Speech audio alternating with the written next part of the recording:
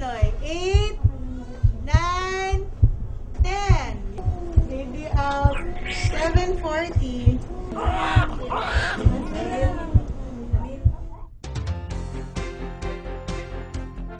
What you are about to witness is a video illustrating the step-by-step essential newborn care protocol developed by the Department of Health. This protocol adopts international evidence-based standards set by the World Health Organization. They directly address the Millennium Development Goal of reducing child mortality. The Philippines is among 42 countries that accounts for 90% of deaths among children below 5 years of age globally.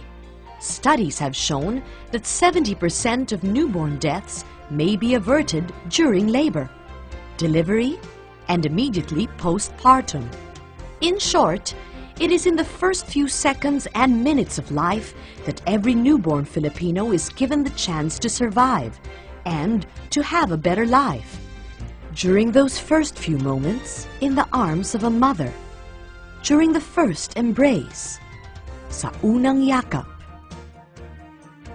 For this training video, take note of the running time displayed at the left-hand corner of the screen. This indicates the period within which the protocol must be carried out. Let's start with the preparation. Lay out 3 pairs of surgical gloves, 2 of which will be used by the obstetrician and the remaining pair for the pediatrician. 2 warm blankets, a bonnet, cord care set, the erythromycin, vitamin K, and hepatitis B shot. Wash your hands following the prescribed 1, 2, 3, 4, 5 counts for each movement. Put on both sets of gloves. This is the double gloving step. During the first 3 minutes within birth, here are the correct procedures prescribed by the Essential Newborn Care Protocol. Baby out. 7:40. Once the baby is delivered from the perineum, call out the time of birth. Use the first linen to towel dry the body of the newborn. Dry the baby for at least 30 seconds. This will stimulate the baby to breathe. Do not wipe off the vernix, as this continues to provide a natural protective cover for the baby. Do not wash the baby within his first 6 hours of life. Washing could lead to hypothermia and infection. Carry out a rapid assessment of the baby's breathing as you dry the newborn. Remove the wet cloth. Initiate the all-important skin-to-skin contact by placing the baby prone on the mother's abdomen or between her breasts. Place the bonnet on the newborn's head and use the second linen to cover the baby's back, both to keep the infant warm. The next step is removing the first set of gloves prior to handling of the cord. Do not cut the cord immediately. Allow the cord pulsations to stop without milking the cord. Clamp the cord at 2 centimeters from the base of the umbilicus.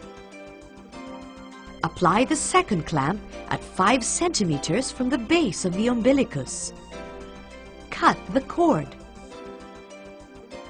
Waiting for 1 to 3 minutes or until the cord pulsations have stopped prevents anemia and protects preterms from intraventricular hemorrhages.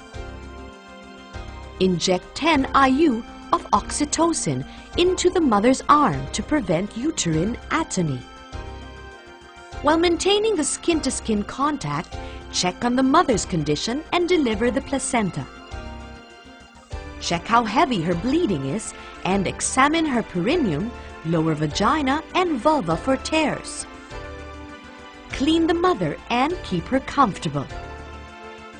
Skin-to-skin contact, or SSC, is essential to creating the bond between mother and child, increasing the chances of overall success of breastfeeding. allows colonization with good bacteria, protects the baby from hypoglycemia. At about 30 minutes to an hour after birth, the baby will start licking, rooting, and tonguing movements, cues that he is ready to breastfeed. Encourage the mother to nudge her newborn toward the breast to seek out the nipple. Counsel on positioning and attachment. After the baby completes his first breastfeed and detaches from the breast, while he is with his mother, carry out the eye care procedures and administer vaccines. Let the infant remain in the mother's arms as she recovers from giving birth.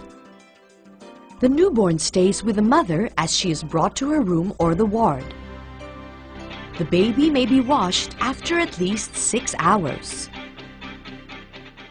The Global Infant and Young Child Feeding Strategy recommends giving the baby nothing but breast milk for 6 months. After 6 months of exclusive breastfeeding, the child can continue to breastfeed in addition to other foods up to 2 years of age or beyond.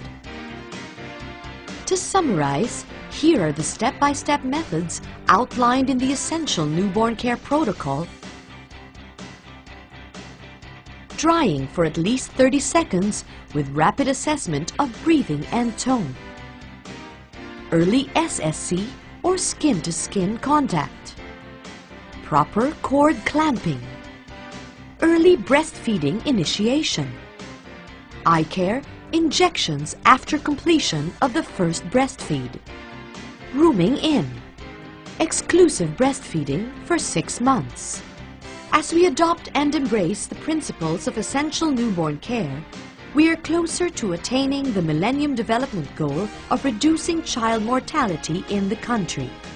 As we, health professionals in maternal and newborn care, give each newborn a better chance at health and survival. It will mean changing how we move forward. It means doing things differently, using protocols that are evidence-based and time-bound to sustain new life for those first few precious moments in the life of a newborn, in the life-giving embrace of the mother. Unang yakap, yakap ng ina, yakap ng buhay.